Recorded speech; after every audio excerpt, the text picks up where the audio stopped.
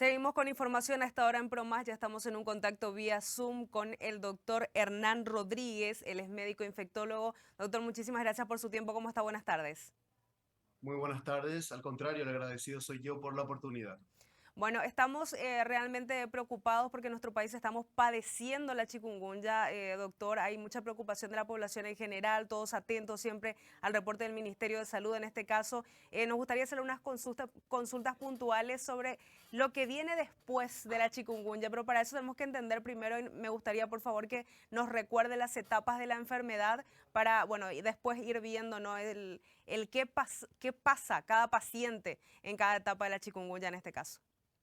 Asimismo, el chikungunya es una enfermedad producida por un virus que clínicamente puede, digamos, ser asintomática, es decir, la persona puede no tener síntoma alguno ni darse cuenta que tiene el virus en su cuerpo, hasta puede presentarse en forma bastante grave y hasta fatal. La particularidad de chikungunya es que en algunas personas la enfermedad se prolonga, se extiende por semanas o meses. Entonces, lo habitual es que la persona, digamos, comience el cuadro con fiebre, dolores musculares, dolores articulares, dolor de cabeza.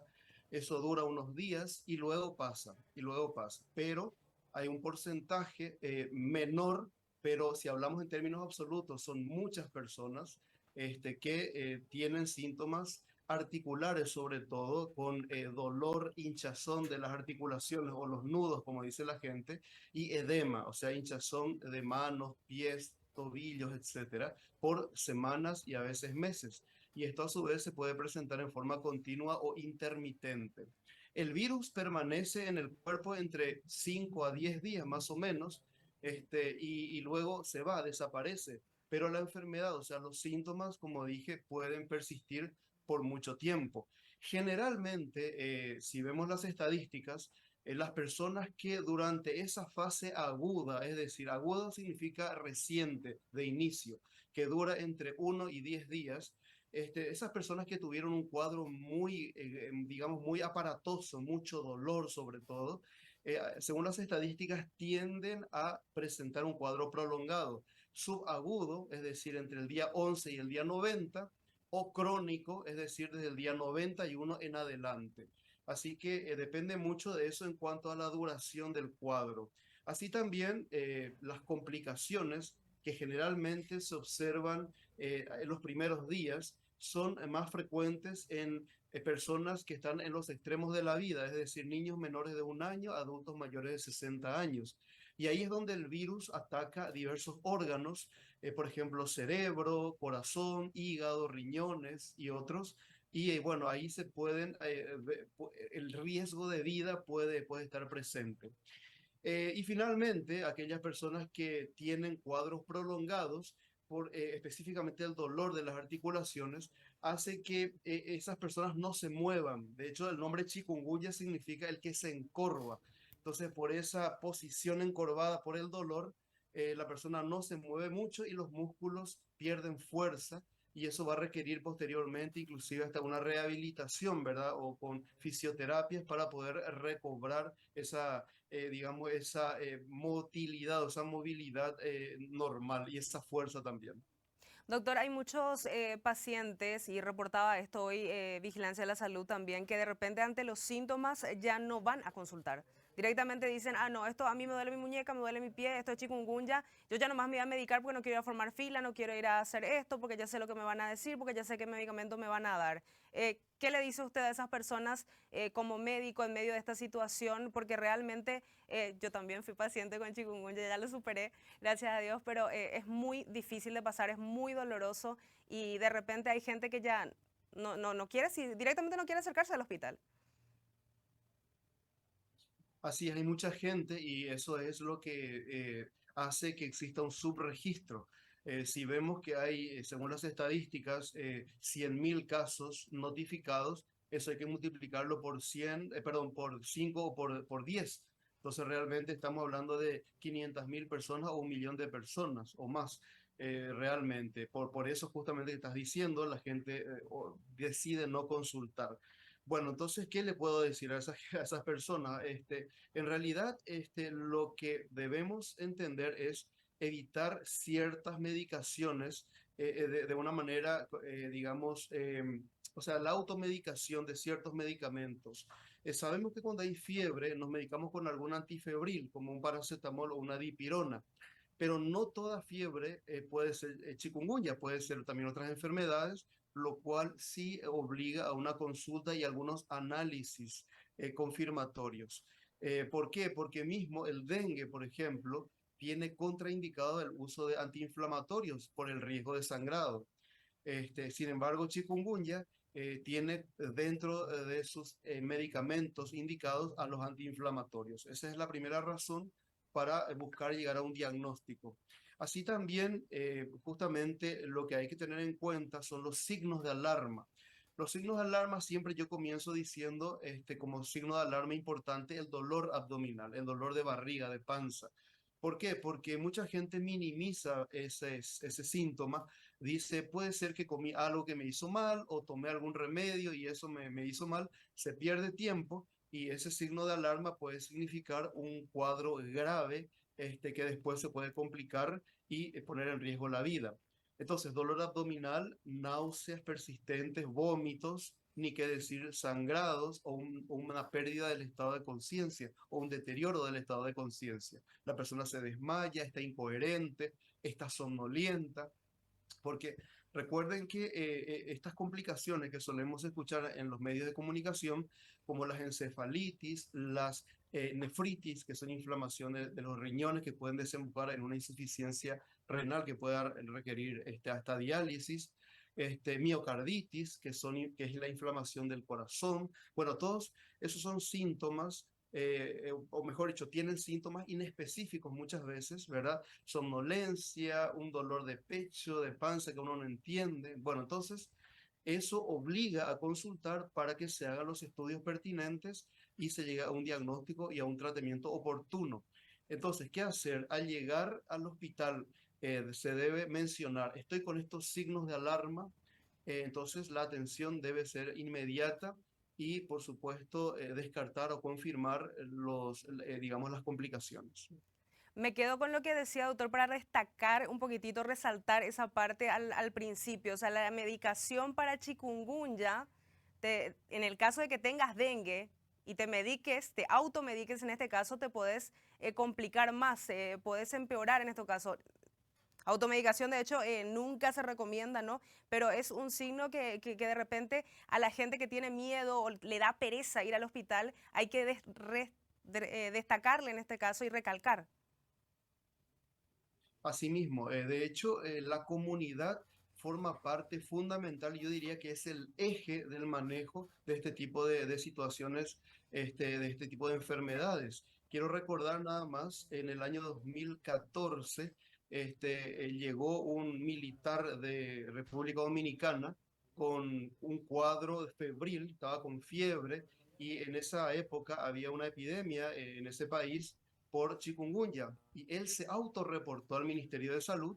Mediante eso se tomaron primeramente las medidas, o sea, se confirmó el diagnóstico a través de un análisis, se tomaron las medidas de bloqueo en su vecindario y mediante eso no se produjo una epidemia en ese año 2014.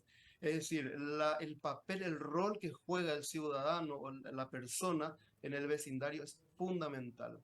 Entonces, una persona que todavía no se enfermó de chikungunya pues debe hablar con sus vecinos y buscar esa agua acumulada que puede estar en cualquier parte del vecindario para eliminar esa agua acumulada o ni qué decir los criaderos de mosquitos para que se mantenga sano. La persona que está con chikungunya debe quedarse en los primeros 10 días por lo menos lo más quieto posible y evitar picaduras de mosquitos, porque el virus en los primeros días está en la sangre y puedes, si le pica un mosquito, le puede transmitir a otra persona. Es decir, nuestro rol, nuestro papel como ciudadanos es fundamental, de tal forma que también, y como dije, saber identificar los signos de alarma para poder ayudar también al personal sanitario, que también como seres humanos se enferman y hay realmente una repercusión laboral, no solamente en general, sino también en los hospitales por personal sanitario enfermo. A los que nosotros necesitamos también. Ahora, doctor, ¿qué pasa en esta etapa que usted nos describía como crónica, en la que nos decía de repente los síntomas no son continuos? De repente vuelven a caer un día cualquiera, vuelve el dolor intenso. ¿Qué hacemos? ¿Tenemos que volver a consultar también? ¿Ya podemos, vamos a decir, esperar nomás en esos casos y de repente meterle un paracetamol o algo así? ¿Qué hacemos en esos casos en la etapa crónica de la enfermedad de chikungunya? Realmente sentir dolor no es bueno.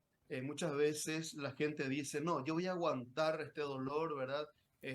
No me va a vencer. No, sentir dolor en forma crónica. Crónica significa por largo tiempo.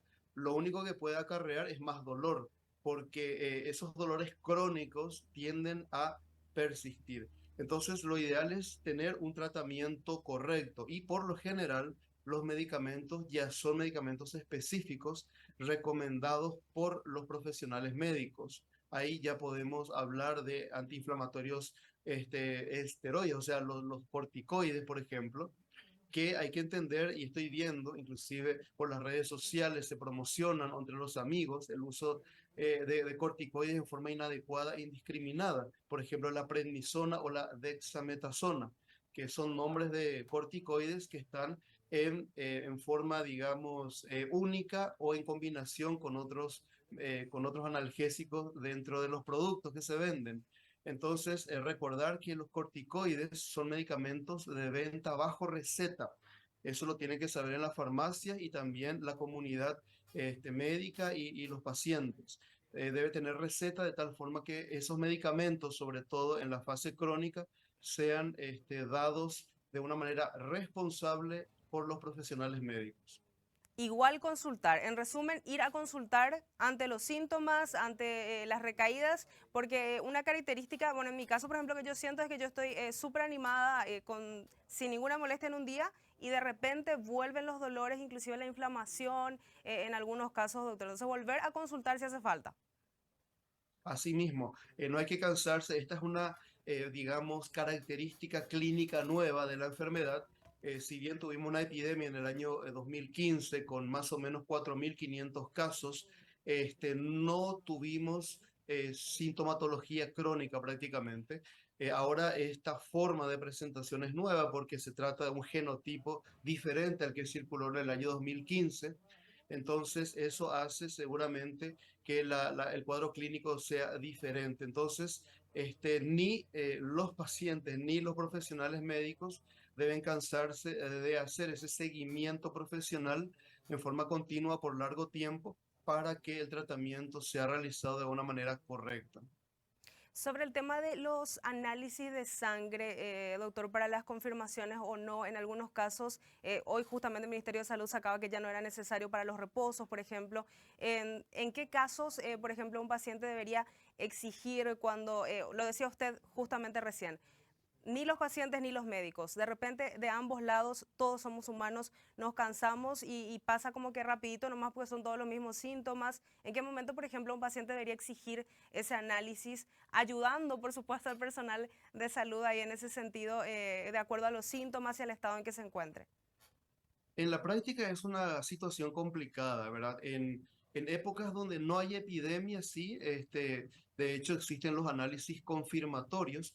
Eso digamos, definir bien. Está el caso sospechoso. El caso sospechoso es cuando la persona tiene signos y síntomas compatibles con la enfermedad.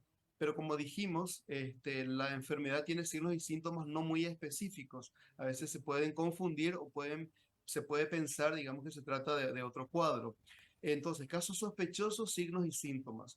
Caso confirmado es cuando se utilizan métodos o laboratoriales de biología molecular, como el PCR, pero el PCR significa reacción en cadena de la polimerasa. PCR se abrevia.